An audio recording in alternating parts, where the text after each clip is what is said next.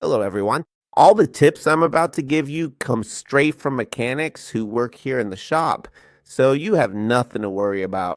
What I can tell you is that some customers who come to the shop notice that the message appears right when they stop at a traffic light while the engine is still running.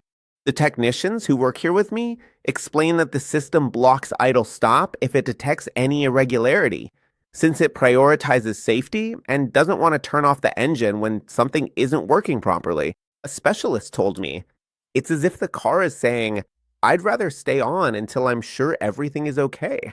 On the other hand, the battery usually plays a very important role in this kind of problem.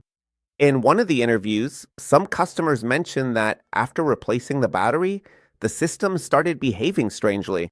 A technician clarifies if the battery isn't at 100%, the system won't risk turning off the engine because it depends on a stable charge to work properly.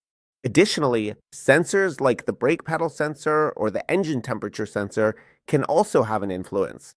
It has been observed that cleaning or recalibrating these sensors makes the message disappear. These are very sensitive sensors. Any small misalignment can trick the system, a specialist at this shop pointed out to me. In some cases, the problem is related to the software.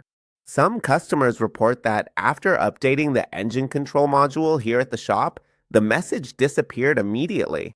The manufacturer has published technical bulletins to optimize the operation of idle stop in specific models, so keeping the software updated can be very helpful.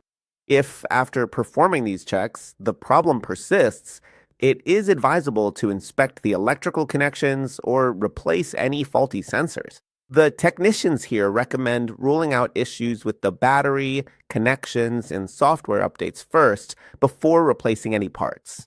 By doing this, the system returns to normal operation and the message disappears. But to make sure these things don't happen to you again, I recommend watching this video that's right here on the screen. So go ahead and check it out.